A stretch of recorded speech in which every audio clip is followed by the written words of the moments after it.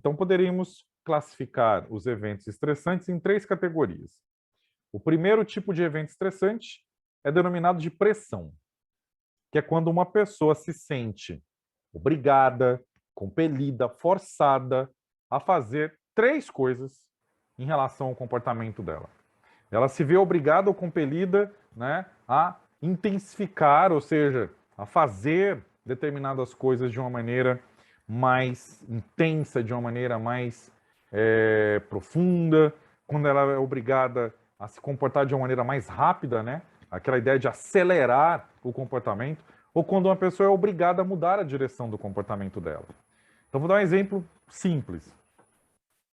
Uma pessoa que desenvolve um quadro, por exemplo, transtorno de personalidade borderline. Essa pessoa, ela vai experimentar mudanças abruptas na expressão das emoções, que se caracterizam por uma instabilidade emocional. E aí, o que vai acontecer, meus caros? A pessoa portadora desse transtorno, ela vai experimentar as emoções de uma maneira muito intensa. Mas vejam, ela experimenta essas emoções porque ela quer? Não.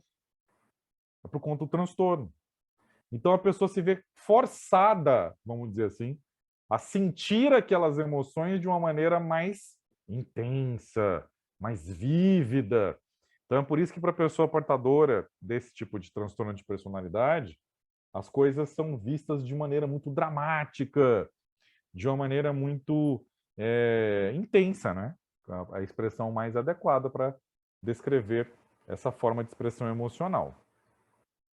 Da mesma maneira, saindo dos transtornos de personalidade e trazendo para um exemplo básico, seria mais ou menos o seguinte: vocês estão tranquilos acompanhando esta aula, estão fazendo as anotações de vocês, estão, né, eventualmente participando, questionando, trazendo dúvidas ou complementando as informações apresentadas na aula. Mas aí, imagine se de repente eu viro para vocês e falo assim: pessoal, cada um de vocês agora retire uma folha aí de fichário, uma folha aí de caderno, anote as seguintes questões. Aí eu passo lá 10 questões e aí eu digo para vocês assim: pessoal, 30 segundos para responder cada questão. Vou cronometrar. Opa, você vai se sentir forçado a acelerar seu comportamento de responder, né, a prova, e isso é estressante. Aí vocês já compreendem, do ponto de vista desses elementos que eu estou trazendo, né, por que que é estressante. Aí nós temos a pressão. Segunda categoria de eventos estressantes, a frustração. Frustração, pessoal, é sentir-se impedido de alcançar um objetivo que antes era desejado. Então, a frustração nada mais é do que aquela sensação ruim que as pessoas vão experimentar quando elas têm uma meta que elas gostariam de alcançar impedida de ser alcançada. Quando as pessoas não conseguem realizar aquilo que elas haviam se proposto. Então, isso vai gerar esse sentimento negativo, esse sentimento ruim, que é interpretado como sendo a frustração. E aí, o que vai acontecer, Professor, pessoal? Ô, meu cara, vontade. só para acrescentar, é muito interessante como esses três fatores, esses três eventos, não dependem só da gente, né? Tem toda a questão social também aí. Exatamente. E essa questão social ela é muito relevante, porque, na verdade, grande parte daquilo que nós fazemos no nosso dia a dia não depende de nós. E é por isso, meu caro, a sua pergunta, a sua intervenção foi muito interessante, porque aí nós começamos a compreender por que grande parte dos transtornos mentais e de comportamento estão associados a dificuldades de relacionamento interpessoal. Então, está na raiz, vamos dizer assim, dos transtornos mentais de comportamento de forma geral, dificuldades no contato com outras pessoas, dificuldade de lidar com outras pessoas, desde, vamos imaginar, né, dois extremos. Pensei aqui agora nesse espectro aqui, né? De um lado, nós temos o apego muito grande às pessoas, uma categoria de transtornos de personalidade. E, de outro lado, nós temos uma total rejeição ou uma dificuldade de estar perto de pessoas. A gente tem uma outra categoria de transtorno de personalidade. A gente vai ter uma terceira categoria na qual as pessoas elas vão ser consideradas meros objetos de manipulação e de exploração. Então, veja, tudo está relacionado na maneira como a pessoa interpreta essa relação com os outros, né? E aí, pessoal, nós temos uma terceira categoria de eventos estressantes, que seria o conflito. Então, o conflito ele vai ser caracterizado quando nós nos sentimos, muitas vezes, confusos diante de oportunidades, objetivos, ou até mesmo demandas que são incompatíveis entre elas, são incompatíveis entre si. E os conflitos, meus caros, eles são a base da nossa vida, se a gente for analisar. Por que nós estamos frequentemente sendo alvo de estresse? Porque a vida, por definição, traz conflitos. Nós frequentemente temos que decidir. Nós frequentemente temos de realizar escolhas. E as escolhas implicam renúncias. Se você escolhe A, você necessariamente tem de renunciar a B. E talvez um dos grandes, aí nós vamos misturar conflito com frustração e com pressão. Né? No século XXI, por exemplo, nós estamos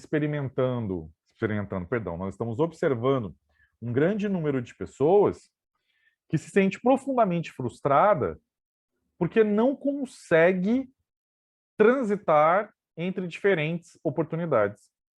E essas pessoas, elas têm a fantasia de que isso seria possível, mas não é. Vou dar um exemplo clássico disso para vocês.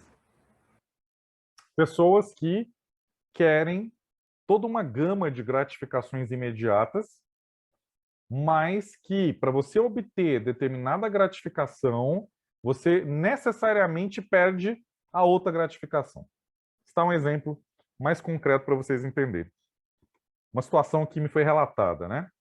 De uma pessoa adulta que iniciou um relacionamento afetivo, um relacionamento amoroso, só que essa pessoa tinha hábitos, antes de começar esse relacionamento, que eram hábitos muito... Como é que eu posso explicar para vocês?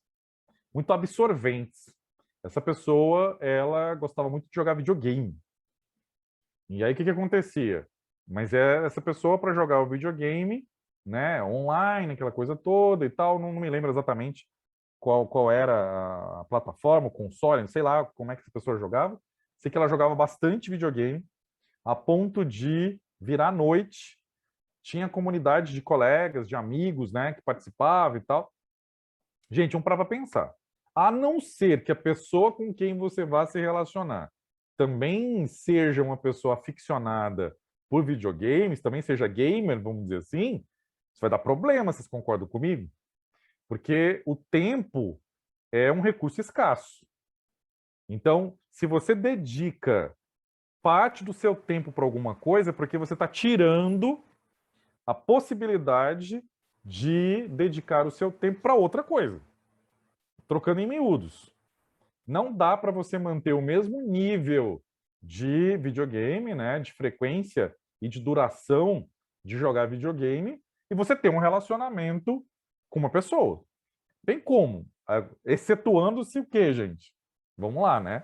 Excetuando-se o fato de essa pessoa também curtir, e aí você passa o tempo, na verdade, junto com essa pessoa, jogando videogame, tudo bem. Isso, inclusive, é um alerta, né? As pessoas, o que seria conveniente? Que as pessoas buscassem se relacionar com pessoas que apresentam objetivos de vida parecidos, valores, gostos, afinidades e tal. Enfim, isso é o básico para tentar assegurar um relacionamento razoavelmente menos conturbado, digamos assim. Mas então, nesse caso que eu estou contando para vocês, a namorada, vamos dizer assim, se ressentiu do rapaz, dizendo: peraí, mas e eu? Então, para que você namora? E isso causou conflito e tal. Por quê? Porque ele não conseguia entender por que ele não podia ter a namorada e o videogame. Olha só, gente, eventualmente isso pode até ser algo que traz, né, uma característica cômica e tal, mas é trágico se a gente for parar para pensar. Uma pessoa que não consegue entender a incompatibilidade entre atividades que são tão diversas, realmente é uma pessoa que necessita de uma orientação, necessita de um acompanhamento psicológico e tal, para eventualmente poder compreender que toda escolha implica renúncia, embora algumas escolhas impliquem menos renúncias do que outras. Mas aí isso se chama maturidade, né, gente? Como diria Freud, o papel da terapia, claro que ele falava sobre a análise especificamente, proporcionada pela psicanálise, mas que aí eu, licença poética, né? Eu acabo considerando a terapia como um todo assim, mas Freud dizia que o processo analítico é como se fosse um processo de desenvolvimento da maturidade no adulto. Então, pessoas que cresceram cronologicamente, mas não psicologicamente. Pessoas que ainda não se tornaram adultas, pois, ainda segundo Freud, tornar-se adulto está intrinsecamente relacionado à tolerância à frustração. Ou seja, tornar-se adulto é aprender a lidar com as frustrações. E talvez seja uma das grandes complicações que nós estamos vivenciando, né, agora aqui no século XXI. Pessoal, vocês que estão realizando os estágios, vocês que estão começando, né, a desenvolver atividades mais profissionais, alguém de vocês tem observado algo semelhante a isso, a influência de pressão, de frustração, de conflito? Alguém tem algum comentário sobre esse aspecto? Ou, Com certeza, né, meu cara? eu acho que a maioria aqui e os outros, tô falando no aleatório, tá, gente? Não sei se é a maioria, se não é. Enfim, mas a gente tende a, desse último período, tava comentando com os amigos, é difícil achar alguém no último período que não tá trabalhando, porque você Exatamente. já tem, mesmo que você saia muito cedo, tipo, saiu da escola, do colegial, pá, caiu de cara na faculdade, você chega num décimo período, você tá na sua média dos seus 22, 23 anos, 24, por aí. Normalmente você tende a estar trabalhando e tende a estar estudando. E a gente tá numa loucura de tipo, ai meu Deus, tem que estudar, tem que trabalhar, tem que arrumar hora para estágio, eu não sei como que a gente vai arrumar hora para estágio. Aí você sai conversando com o seu responsável no serviço, com os responsáveis na faculdade, vira uma loucura, surto total. O próprio exemplo, né, é o próprio acadêmico de psicologia do último período, vamos dizer assim. E ainda tem a questão da expectativa pós-formatura, como é que vai ser a carreira, como é que vai ser essa inserção no mercado de trabalho aí, né, da profissão de psicólogo. Eu acho que aí, professor, desculpa te interromper, eu acho Sem problema, que meu cara. eu acho que aí, né, tipo, já que a gente está nesses três eventos, dá para você ver a pressão e logo, talvez, evitar uma frustração futura, que é não se formar, né? Fora os conflitos, que os conflitos é uma coisa muito diária, né? É conflito ali no trabalho, é conflito na faculdade, não um conflito de discussão com outras pessoas, mas até de choque de obrigações, digamos assim. Exatamente. Né, no sentido da própria definição, né? Ou seja, são demandas, nesse caso, que acabam se tornando incompatíveis. Não tem como atender a tantas demandas simultaneamente. É necessário escolher qual vai ser a demanda que não vai ser satisfeita agora. Estabelecer prioridades, digamos assim, né? Exatamente, professor. Acho que era só isso que eu queria comentar mesmo. Perfeito, meu caro. Muito obrigado pelo comentário.